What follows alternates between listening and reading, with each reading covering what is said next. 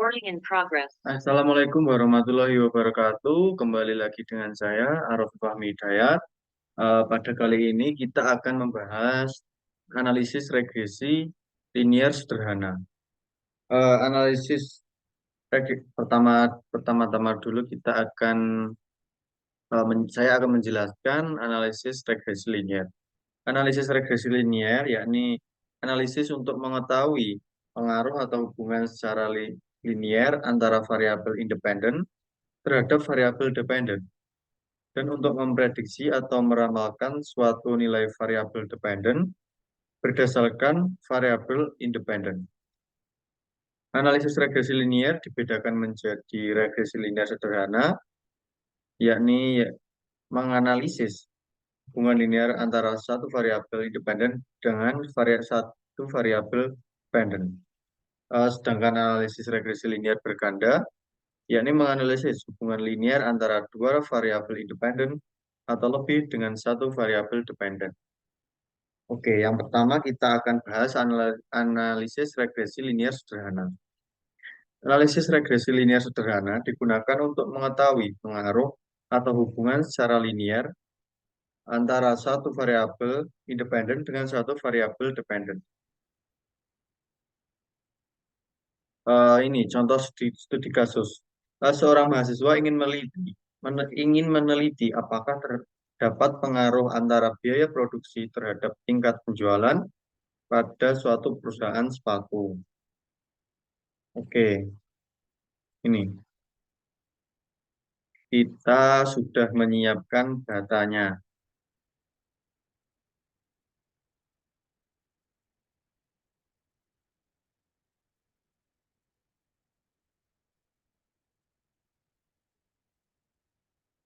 Nah, datanya ini. Oke, setelah itu kita akan masukkan data ini ke SPSS. Kita copy aja dulu.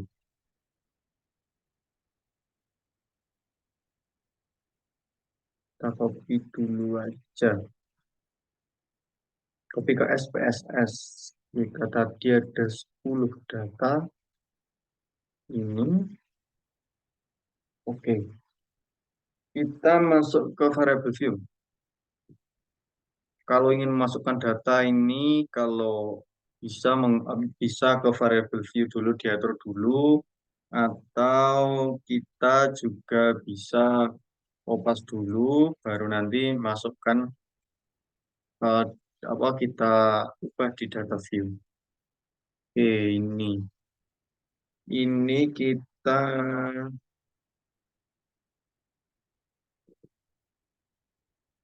ganti namanya. Iya, iya. Lalu decimalnya kita kenal aja. Label. Iya, iya. Produksi. Kolom 8. Kita rollnya ini. Ini penjualan.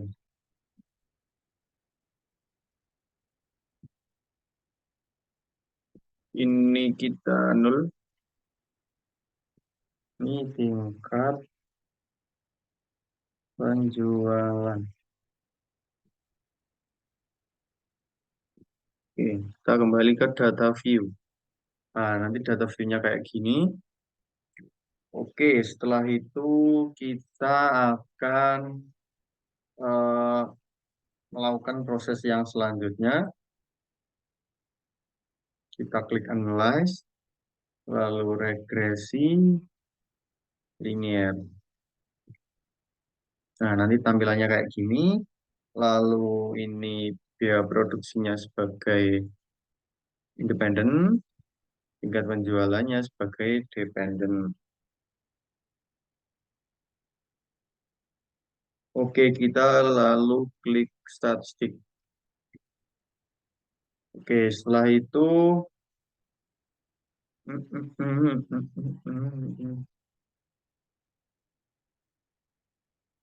kita klik Durbin Watson. Lalu kita klik tombol continue. Nah, sebentar.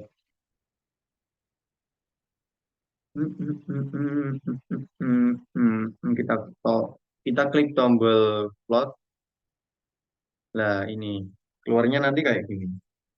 Oh, ini yang ini SRE/ID ini kita masukkan ke kotak Y yang spread ini. Spread. ZPRED kita masukkan ke kotak X. Oke, lalu kita klik centang di normal probability plot ini, kita klik ke centang, lalu klik tombol continue. Nah, setelah itu kita akan klik tombol OK. Kita tunggu. Nah, ini sudah keluar semua.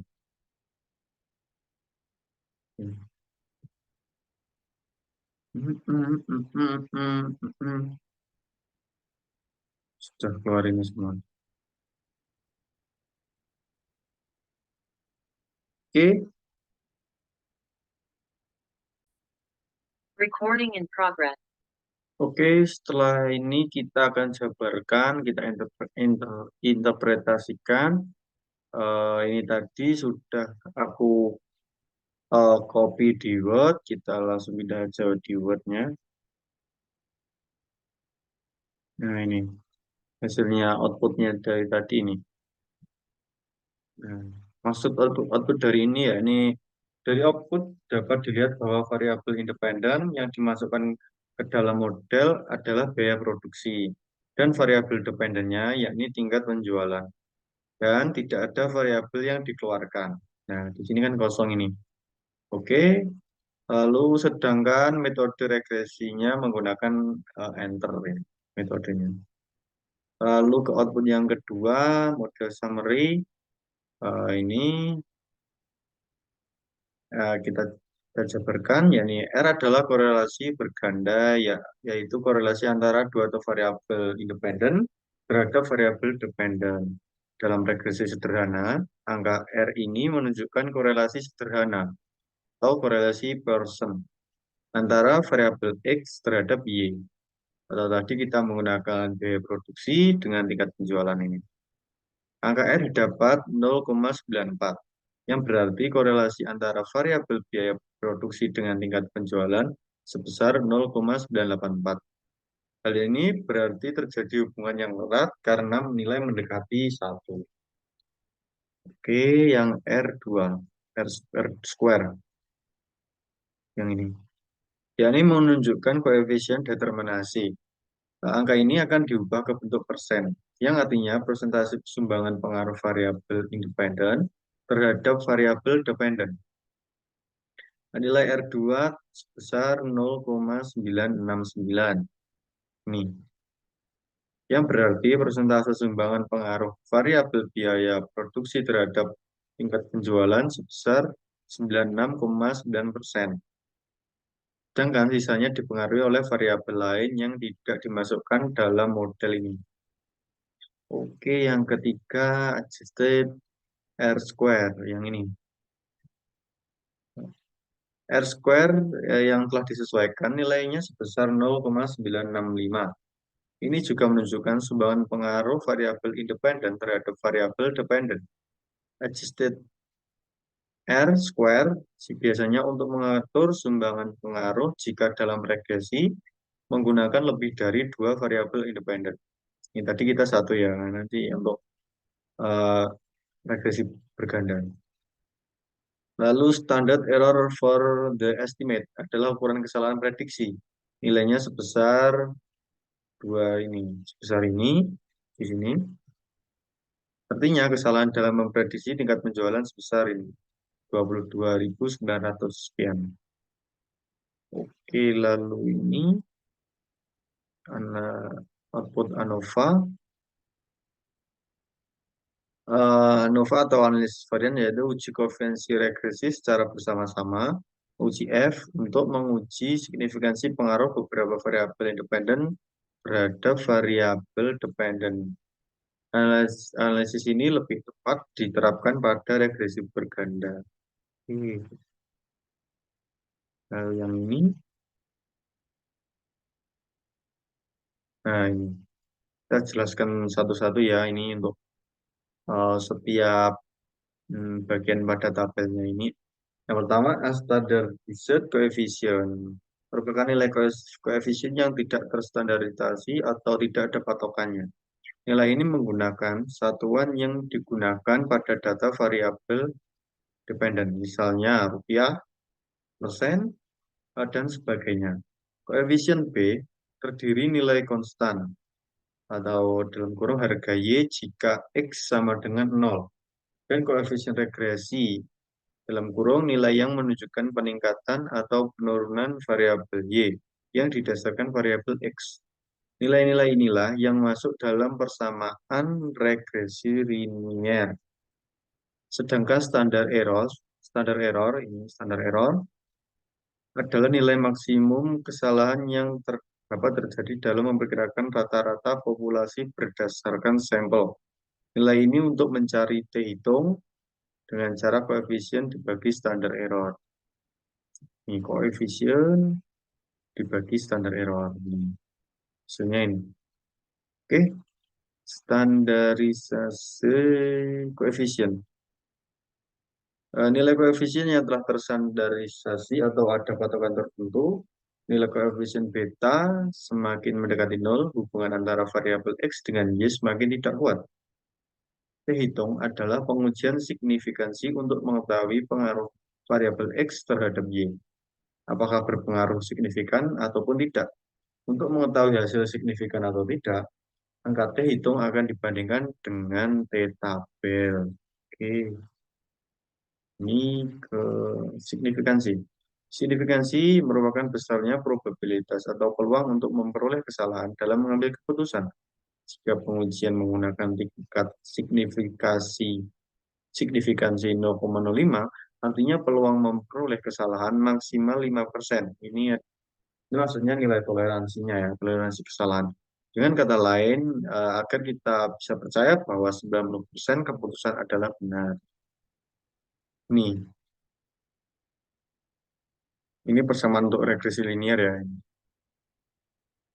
Gini, kayak gini. Nah, ini nanti tinggal masukkan aja dari data yang ini. Oke, seperti ini. Oke, selanjutnya kita ini keluar output yang ini. Dari grafik dapat diketahui bahwa titik menyebar sekitar garis kan ini, walau ada yang di garis ini, dan mengikuti garis diagonal, maka nilai residual tersebut telah normal. Jadi nilai residualnya tadi normal. Oke, nah output yang ini. Dari output ini diketahui bahwa titik-titik tidak membentuk pola yang jelas. Ya kan, ini tidak ada pola yang jelas seperti apa, naik, atau gimana, walaupun ini ada kayak naik gitu ya. Kayak ini kayak turun gitu. Tapi ini kan tidak membentuk pola yang jelas gitu. Dan titik-titik yang menyebar di atas dan di bawahnya ke angka 0 pada sumbu Y. Walaupun ini masih ada yang apa dikit ya kena nolnya ini. Tapi ini termasuk di atas dan di bawah angka 0. Jadi ini dapat disimpulkan bahwa tidak terjadi heteroskedastisitas pada model regresi. Oke, udah ini.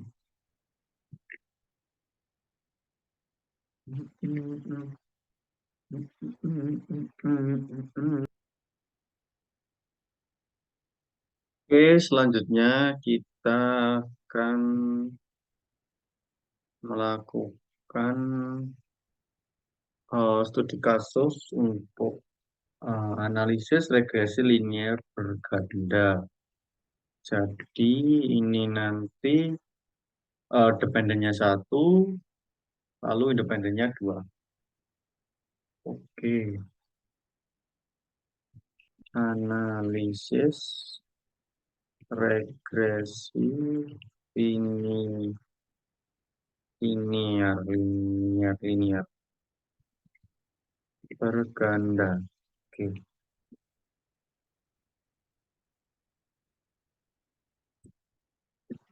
I don't care how long it takes.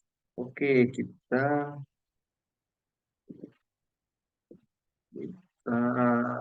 jelaskan dulu. Saya akan jelaskan dulu.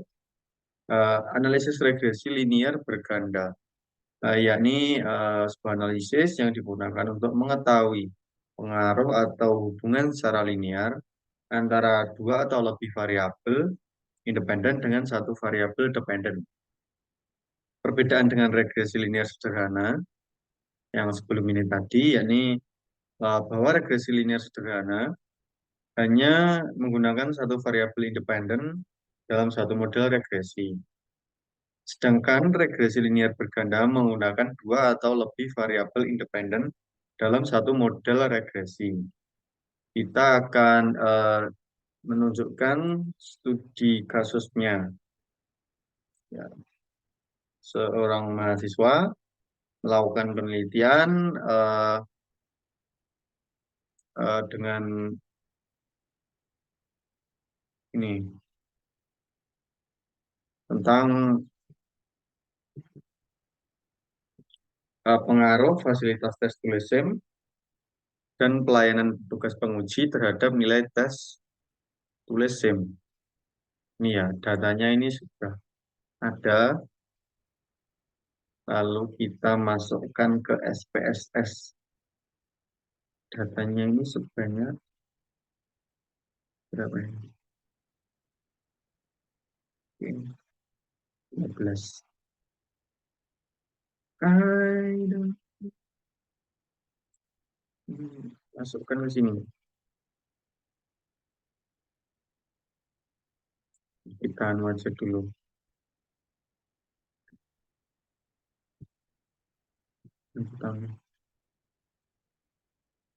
Kita masukkan aja. Data view dulu aja. Biar nggak bingung. Oke, sudah masuk ini. Yang pertama tadi ya. Fasilitas tes tulis SIM. Kita pakai X1 gitu aja ya.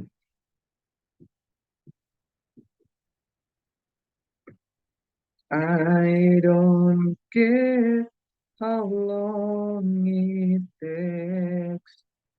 Na, na, na, na, na. Na, na, na, na, na, na, na.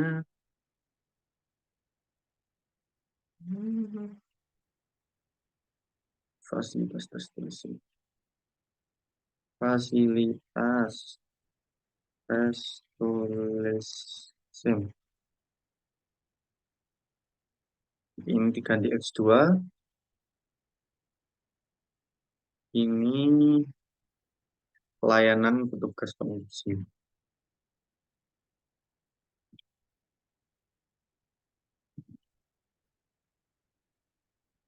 Yang ini Y.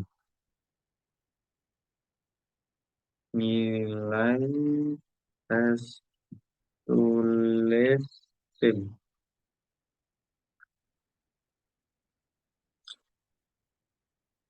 Kita ini ganti dulu skill semua. Kita kembali ke data view. Oke, setelah kita ke data view, selanjutnya kita akan melakukan proses ini. Analyze, lalu regression, kayak tadi ya, linear. Lalu kita masukkan nilai tes tulis SIM ke dependen, fasilitas tes tulis ke independen, dan pelayanan ini ke independen. Lalu kita klik tombol statistik. Oke, ini ada nih ini. Banyak ini pilihannya ya. Lalu kita akan melakukan uji penyimpangan asumsi klasik, multi, multikolinearitas, dan autokorelasi. Maka kita ini kolinera ini dan Durbin Watson. Dan Durbin Watson ini dicentang. Lalu kita klik continue. Nah, ini kembali ke yang tadi. Lalu kita klik plots. Kita juga akan seperti tadi ya, untuk penyimpangan asumsi klasik, heteroskedastisitas, menguji itu. Lalu kita yang sini ke kotak Y.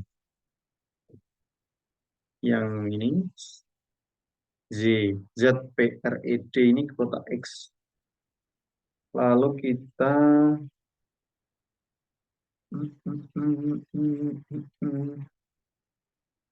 kita klik continue,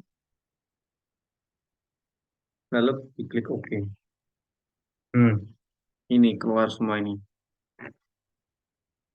Ada output variabel sini, model summary, ANOVA, ini ada koefisien, ini ada collinearity diagnostik, residual statistik, dan ini ada grafik scatter plot.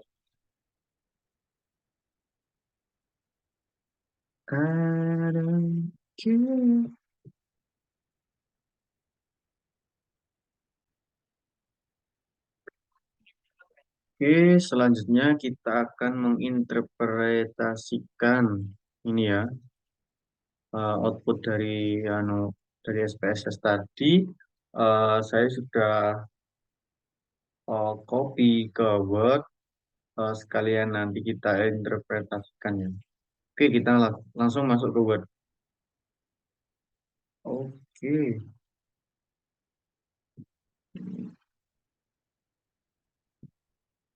Yang pertama output ini. Dari output dapat dilihat bahwa variabel independen yang dimasukkan ke dalam model adalah pelayanan petugas penguji, tes LSM, dan variabel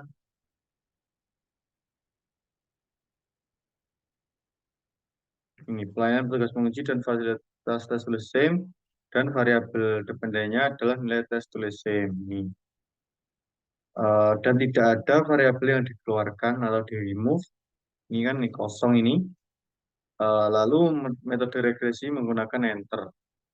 Nih. Lalu ini ke model summary ada R square dan adjusted R square, standar error dan Durbin Watson.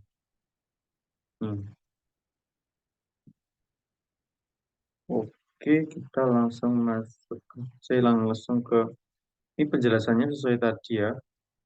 Yang R square dan adjusted R square. Lalu ini yang Durbin Watson aja langsung.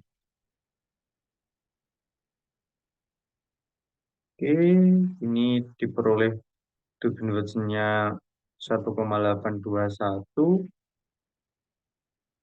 Nah, ini sesuai instruksi, sesuai ketentuan Durbin Watson. Lalu kita juga cari nilai signifikansinya ini DU dan DL-nya ini. Nah, ini tidak ada masalah autokorelasi. Lalu ke ANOVA, ini ANOVA khusus untuk analisis regresi berganda ini cocok ini ya pakai tabel ANOVA. ANOVA atau analisis varian yaitu uji koefisien regresif yang sebentar.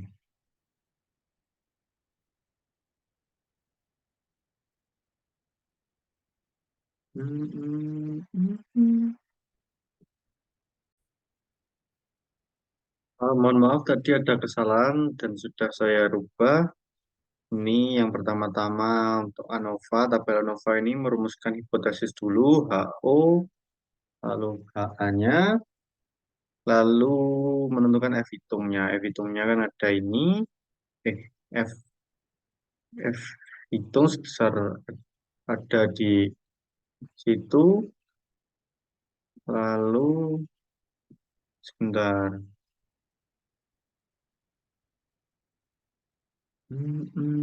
Sebentar, sebentar, saya cek dulu.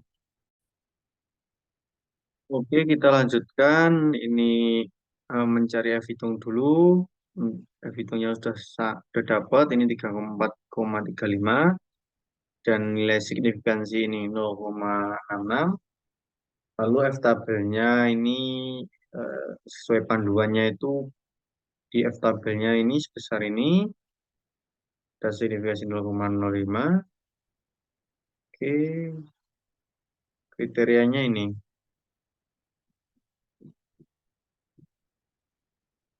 F hitung kurang dari F tabel, maka HO diterima. Atau F hitung lebih dari H tabel, F tabel, maka HO ditolak.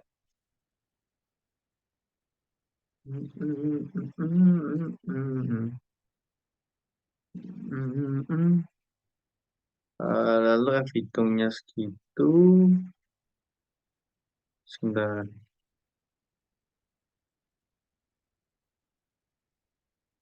Nah ini F hitung kurang dari F tabel.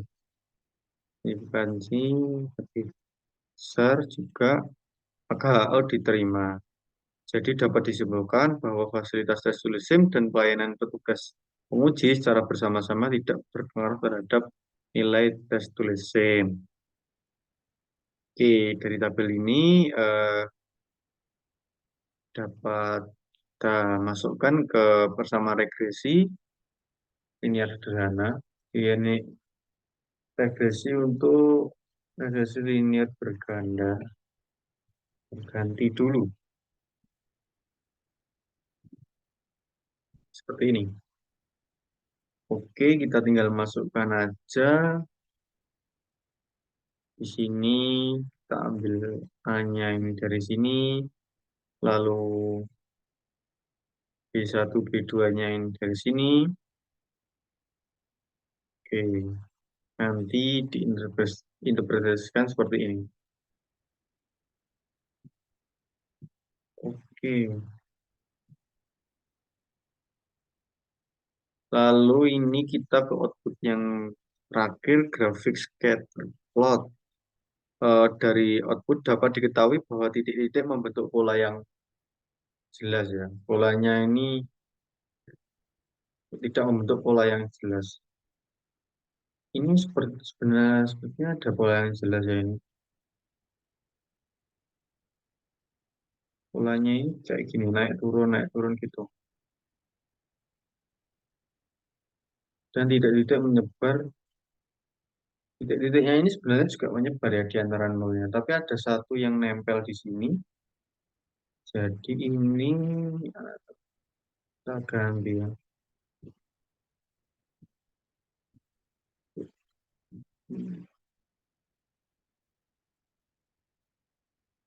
Terjadi heteroskedastisitas. Ganti menyebar. Namun ada satu titik di angka 0.